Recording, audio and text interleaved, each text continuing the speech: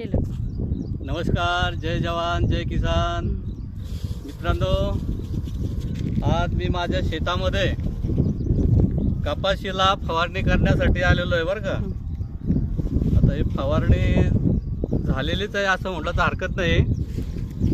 मित्रांनो, शेतामध्ये पण काम करायचा अनुभव घेतला पाहिजे की आपली शेतकरी लोक, हे जे शेतकरी आपण या देशाचा जो कणा म्हटला जातो, तो किती मेहनत करतो, किती कष्ट करतो आणि त्या कष्टाला त्याला किती म्हणजे काय त्याला त्याच्या कष्टाला किंमत किती मिळते हे आपण प्रत्यक्ष अनुभवलं पाहिजे. खरं म्हणजे खरोखर आता हे एवढं मोठं 10 लिटरचं ओझं घेऊन फवारणी करणं म्हणजे साधी गोष्ट नाही. आणि हे असं कष्टाचं काम शेतकरी करतो. शेवटी त्याच्या मालाला भाव मात्र व्यापारी लोक ठरवतात. आणि त्यामुळं होतं कसं, तो जेवढी मेहनत करतो शेतामध्ये, जेवढे पैसे लावतो त्याच्यापेक्षा जास्त त्याला त्याच्या शेतामालाला भाव मिळाला पाहिजे, त्याचं उत्पन्न निघालं पाहिजे. पण असं होत नाही. तो जितकी मेहनत करतो, जितके पैसे लावतो, त्याच्यापेक्षा कमी प्रमाणात त्याच्या शेताचं उत्पन्न होतं. आणि म्हणून शेतकऱ्याला नाईलाजानं आत्महत्या करावीशी वाटते.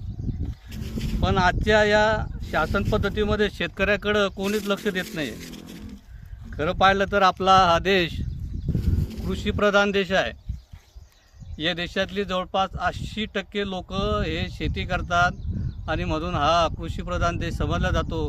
पण इकडं मात्र शेतकऱ्याकडं दुर्लक्ष केलं जातं आणि भांडवलदाराचं कसं भलं होईल असं नियोजन या देशातील राजकीय लोकांचं असतं. आणि त्यामुळं आता हा शेतकरी आपला आत्महत्या करतोय किंवा देशोधडीला लागलेला आहे. आणि म्हणून मित्रांनो, आपण देखील या शेतकरी आणि शेतीच्या संदर्भात विचार केला पाहिजे. शासनाला वेळोवेळी धारेवर धरलं पाहिजे. आपल्या काय मागण्या आहेत, आपल्यावर कुठं अन्याय होतो, या सगळ्या गोष्टी वारंवार शासनापर्यंत पोहोचल्या पाहिजेत. ह्या जर शेतकऱ्यांनी केल्या तर कुठंतरी शासनाला जाग येऊ शकते आणि आपल्या हिताच्यासाठी काहीतरी निर्णय होऊ शकतो. धन्यवाद.